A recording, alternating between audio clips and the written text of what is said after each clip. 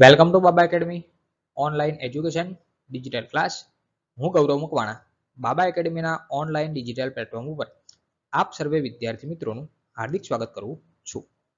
તો આપણે ભણી રહ્યા છે ધોરણ 10 વિષય ગણિત, પ્રકરણ નંબર 14 છે સંભાવના. એમાં સ્વાધ્યાય 14.1 નો અભ્યાસ કરી રહ્યા છે અને દાખલા નંબર 10 સુધી પહોંચ્યા છે. જો દાખલા નંબર 1 થી 9 ના જોયા હોય તો અગાઉ બધા વિડીયો અપલોડ કરેલા છે, પ્લેલિસ્ટ આખું છે, એની અંદર જોઈ લેવું. બરાબર, તો જોઈએ દાખલા નંબર 10 ની શરૂઆત કરીએ. તો દાખલા નંબર 10 ની રકમ કંઈક આવી કે એક ગલ્લામાં 50 પૈસાના 100 સિક્કા છે. એક ગલ્લો છે, એની અંદર 50 પૈસાના, હવે 50 પૈસા તમે જોયા હશે, નહીં જોયા તો મેં તો જોયેલા છે. બરાબર, ના જોયા આઠાના કહીએ ને, બરાબર, અમે તો આઠાના કહેતા 25 પૈસા આવતા હતા, 50 પૈસા આવતા હતા. બરાબર, ચલો ઓકે, એની પર ડિટેલમાં ચર્ચા કરતા નથી.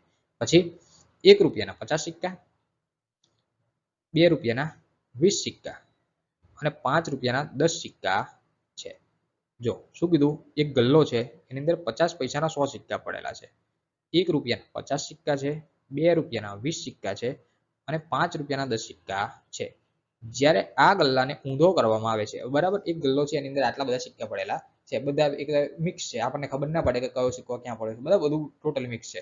હવે આ ગલ્લાને શું કરવાનું, ઊંધો કરવામાં આવે છે. ત્યારે પાત્રમાંથી કોઈ એક સિક્કો બહાર પડે છે, તે સમસંભાવી છે. તો સિક્કો 50 પૈસાનો હશે, બરાબર, 50 પૈસાનો હશે. 50 પૈસાના સિક્કા ટોટલ કેટલા છે? 100. તો ડાયરેક્ટ આપણે જવાબ કહી શકીએ.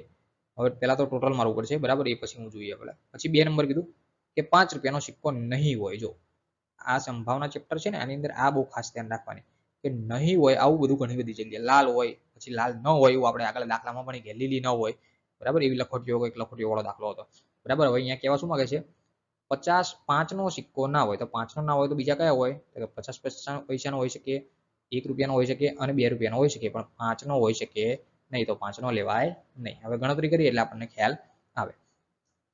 તો અહીંયા ટોટલ આપણે ટોટલ મારીએ તો 50 પૈસા છે, એના સિક્કાની કુલ સંખ્યા કેટલી છે? તો કે 100. 50 પૈસાના કુલ સિક્કાની સંખ્યા કેટલી? 100. પછી પછી કયા સિક્કા આપ્યા? તો કે 1 રૂપિયો. તો 1 રૂપિયાના સિક્કાની કુલ સંખ્યા કેટલી છે? તો કે 50. 1 રૂપિયાના કુલ સિક્કાની સંખ્યા કેટલી? 50. બીજું આવ્યું 2 રૂપિયાના સિક્કાની કુલ સંખ્યા, તો કે 20. 2 રૂપિયાના કુલ સિક્કાની સંખ્યા કેટલી? તો કે 20.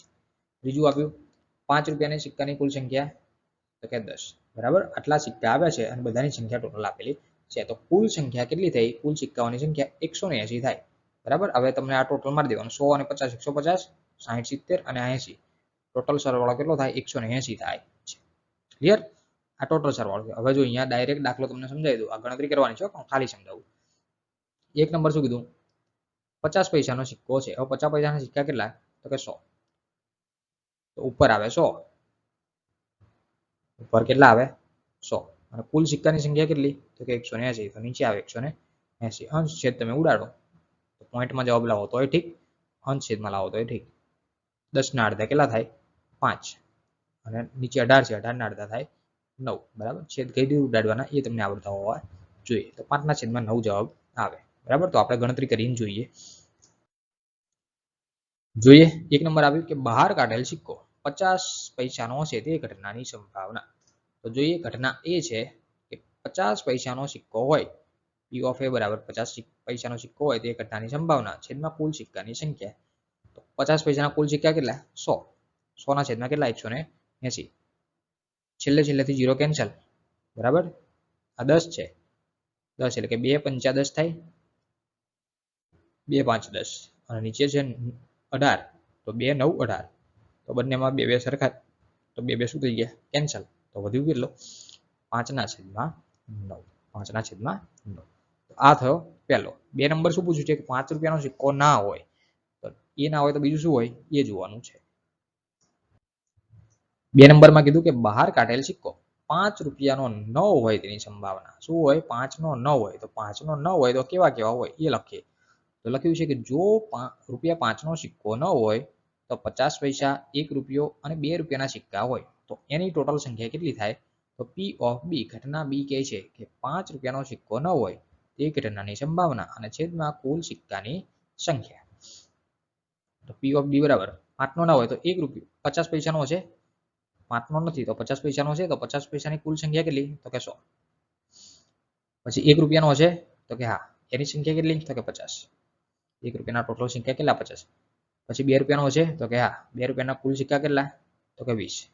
આ બધાનો સરવાળો કર્યો 180 અને છેદમાં કુલ સંખ્યા 170 અને છેદમાં કુલ સંખ્યા 180. છેલ્લેથી 0 કેન્સલ.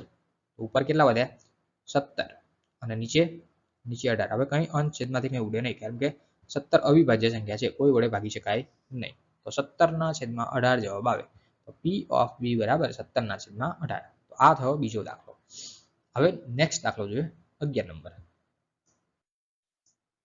11 ની રકમ આપી બરાબર. ગોપી પોતાના માછલી ઘર માટે ગોપી બેન છે અમુક જગ્યાએ ભાઈ પણ હોય ગોપી બેન જ ના હોય બરાબર. મારો ફ્રેન્ડ છે એને બધા ગોપી કહે છે બરાબર. બે છે ગોપી બે બરાબર. ગોપી ચલો શું કહે છે ગોપી પોતાના માછલી ઘર માટે દુકાનમાંથી માછલી ખરીદે છે. ગોપી બેન છે કે ગોપી ભાઈ છે બરાબર જે છે શું કરવા જાય છે કે માછલી ઘરમાંથી માછલી ઘર પોતાનું માછલી ઘર છે એના માટે દુકાનમાં જાય છે માછલી ખરીદવા માટે. દુકાનદાર શું કરે છે કે દુકાનદાર મોટી ટાંકીમાંથી યાદચ્છિક રીતે માછલી બહાર કાઢે છે. દુકાનદાર છે આંખો બંધ કરીને માછલી શું કહેવાય ટાંકીમાં હાથ નાખે છે બરાબર અને જે નીકળે એ માછલી કાઢી નાખે છે બરાબર. યાદચ્છિક રીતે એટલે કે કોઈ પણ પ્રકારની ભૂલચૂક કર્યા વગર બરાબર. કોઈ પણ પ્રકારની ચીટિંગ કર્યા સિવાય આપણે શબ્દ વાપરેલો છે ચીટિંગ કર્યા સિવાય. ચલો માછલી બહાર કાઢે છે. હવે આ ટાંકીમાં શું આપેલું છે તો કે આ ટાંકીમાં 5 નર માછલી છે અને 8 માદા માછલીઓ છે. 5 માછલીઓ નર એટલે કે પુરુષ છે આપણી શુદ્ધ ભાષામાં કહે તો પુરુષ છે અને 8 માદા એટલે કે બીમાર પડી ગયેલા નહીં માંદા નહીં ખાલી માદા માથા મીંડું નથી માદા એટલે કે સ્ત્રી માછલીઓ બરાબર માછલીઓ છે. બહાર કાઢેલ માછલી નર હોય તેની સંભાવના કેટલી થાય. શોધવાનું શું કીધું તમને તો કે જે આંખો બંધ કરીને ટાંકીમાં માછલું પકડીને કાઢશે બરાબર એ કયું નીકળશે તો કે નર હશે. કઈ માછલી નર માછલી હશે એની સંભાવના કેટલી થાય એ તમારે શોધવાનું છે. તો અહીંયા હું કુલ માછલીઓ લખું. નર માછલીની સંખ્યા કેટલી તો કે 5 જે અહીંયા દર્શાવી છે 5 નર માછલી. માદા માછલીની સંખ્યા કેટલી તો કે 8 તો અહીંયા દર્શાવી છે 8 માદા માછલી. કુલ માછલીઓ કેટલી થાય તો સરવાળો કરી નાખો. કુલ માછલીઓની સંખ્યા 5 + 8 એટલે ટોટલ થાય 13. કુલ માછલીઓ કેટલી થઈ 13. હવે શોધવાનું એક જ વસ્તુ છે શું તો કે બહાર કાઢેલ માછલી નર હોય કેવી હોય નર તો નર કેટલી છે 8 અને ભાગ્ય કેટલા થાય 13 5 5 ભાગ્યા 13 જોઈને જવાબ ખબર પડી જાય. તો ઘટના એ લખશો તો ઘટના એ શું થશે બહાર કાઢેલ માછલી નર હોય તે ઘટનાની સંભાવના બરાબર. તો P ઓફ A બરાબર બહાર કાઢેલ માછલી નર હોય તે ઘટનાની સંભાવના છેદના કુલ માછલીઓની સંખ્યા. નર માછલીઓ કેટલી છે તો કે 5 અને કુલ માછલીઓ કેટલી છે તો કે 13 તો કે 5/13 તો કે P ઓફ A બરાબર 5/13. તો આ દાખલા નંબર 11 હતો બરાબર. તો દાખલા નંબર 10 અને દાખલા નંબર 11 કમ્પ્લીટ કરેલા છે. તો અહીંયા આપણો લેક્ચર પૂરો થાય છે. સો થેન્ક્સ ફોર અટેન્ડિંગ.